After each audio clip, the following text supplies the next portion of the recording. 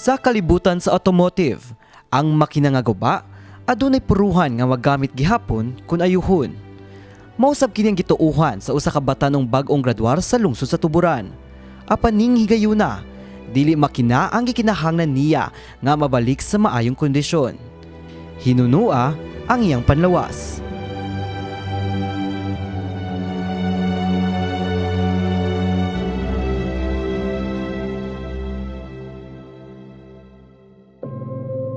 May pamatuod sa panultihon nga dili babag ang sakit sa pagkabot sa pangandoy ang usa ka 22 anyos nga graduate sa Cebu Technological University Tuburan Campus kan City UTC. Siya si Dave Domicilio, graduado sa Bachelor of Industrial Technology, major in Automotive Technology, bisan pa siyang padayong pakigbatok sa blood ug liver cancer. Personal nga gibisita sa MyTV Cebu ang panimalay ni Dave sa munisipalidad sa Tuburan, nga moabot sa 80 ka kilometros ang gilayon gikan sa syudad sa Sugbo.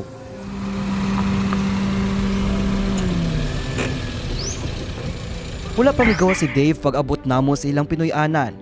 Tungod, nagpahuway siya aron adunay igong kusog nga makikistorya kanamo. Ang iyang inahan nga si Ninita Domicilio ang misugat kanamo. Asoy niya nga kinahanglan gayud ni Dave ang igong pahuway tungod gilikayan niini nga makasinati og stress. Tungod sab sa iyang cancer, dakong hagit ni Dave ang limitado nga water intake matag adlaw, nga ana lang sa 800 ml. Dili sab makaatubang ang amahan ni Dave sa among pagbisita tungod sa gipamati sab sa lawas nunod sa walag tuo nga pagpangita og panginabuhian pagsuporta sa sakit ni Dave. Puti gid namong guula kay hasta sila sa akong bayaw sus nihilakay sila sa ER pag abot jud namo dito sa kuan kay ingnan wis doktor kung wala pa namo nadali sir pila lang ka oras. Kuan yun siya kuha yun siya. Nadiskubrihan ni Dave nga doon na siya liver cancer ni atong Setyembre 2022 sa panahon nga nagsugod pa lamang siya sa iyang unang tuig sa kolehiyo. Apan ning tuiga atul siyang on-the-job training sa 4th year college, nadala siya sa Tambalanan ug na-admit og dulan usa ka buwan. Didto nahibaw-an nga gawa sa liver doon na nasab siya cancer of the blood. Guula sa akong mga anak. Hasta tong anak na po dito sa liting na nakahibaw. Adito po nagdangoy-ngoy lang po siya dito. Inak, ayaw, pag-ampo mo sa Ginoo kay way laing tag-iya sa itong kinabuhi Ginoo. Ang iyang apuhan nga si Lula Lydia Domicilio, wala kahibalo dihang nataptan sa mong sakit ang iyang apo. Taliwa sa pakibaw niya sa suliran ni Dave. Wala kini nakapatay og ni Lola Lydia o gihatag ang iyang pagsalig sa Ginoo. Inubanan sa pangagpas nga si Dave bata pa og daghan pag mga damgo nga kabuoton. Tunga-tunga sa akong pakikinabi sa banay ni Dave, kalit migawa si Dave og mainiton mi niyang giabi-abi. Mauwawon kini sa una, apan sa among pakigistorya kaniya, komportable na siyang may padangat sa iyang kasinatian. Di lang una-unaon nga naisakit or di lang sa gingon na limutan lang po nga masakiton ka murag lain na po kayo. Kaya imo lang ko ilingaw-lingaw mong kinabuhi nga napakadiri sa kalibutan na ba. Nga napay hope gyud kay siyempre nag-inom pa kag tambal napay process ba. Taas pa yung proseso sa kinabuhi. Taliwas sa mga pagsuway, positibong giatubang gihapon ni Dave o gisaysay ang iyang pisikal ug emosyonal nga mga kaagi. Sa mga pulong pa ni Dave, nga murara magwala og sukol bahalag mabukol. Mga affirmations nga nagpamatuod sa pagkapositibo ni Dave sa kinabuhi. Nilungtad na ugupat ka tuig ang pakigbatog ni Dave sa sakit nga cancer. Maong karon, matag 10 days, gikinahanglan na niya ang makanunayon nga health check-up. Mong digid mo give up dayon kay ang mo give up dayon pil digid. Ang mo surrender dayon sukol balag mabukol. Karon padayon gihapon si Dave sa pagtumar sa iyang maintenance sa medikasyon. Matud niya, dili lalim ang iyang giagihan apan nagpabili niya ang paglaom. Usa sa mga misalig kang Dave, mao ang iyang profesor sa kolehiyo. Ato siyang ilailahon.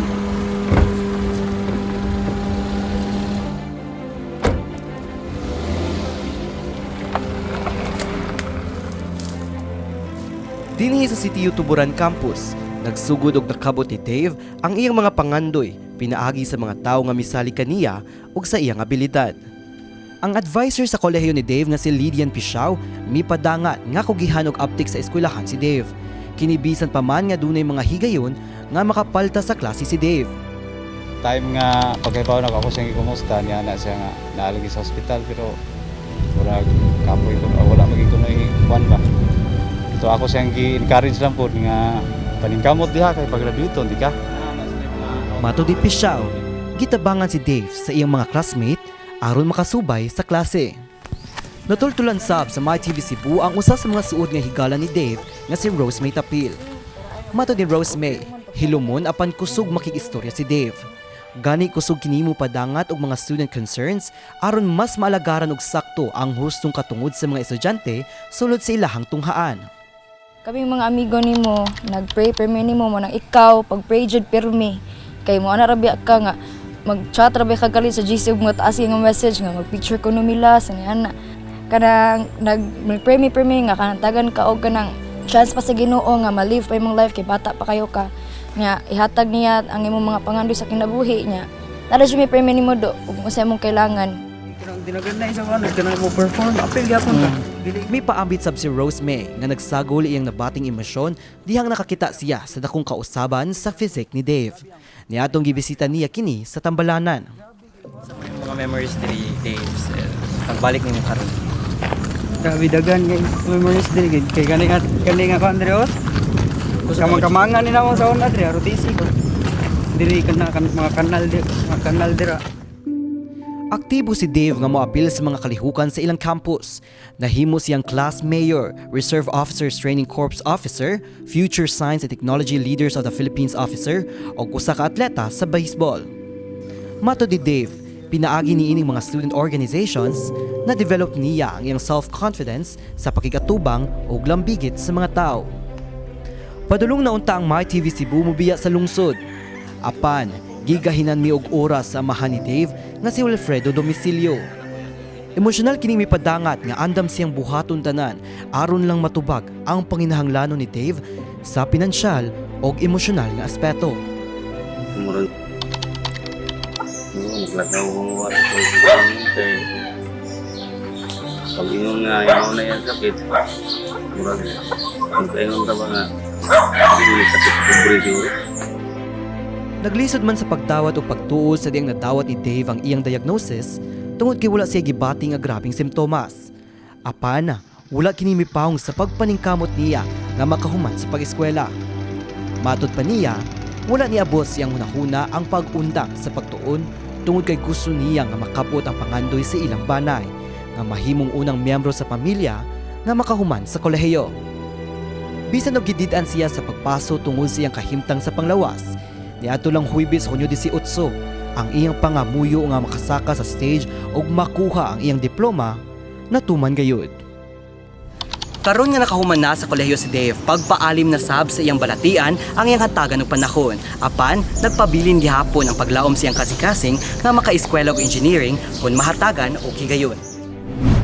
Alang kaniya, ang paghuman sa kolehiyo dili lamang personal nga kalampusan, kundili usa ka buhing pagpamatuod nga dili makapildi sa tanang higayon ang cancer. Kini si Mark Ermas, alang sa MyTV Cebu.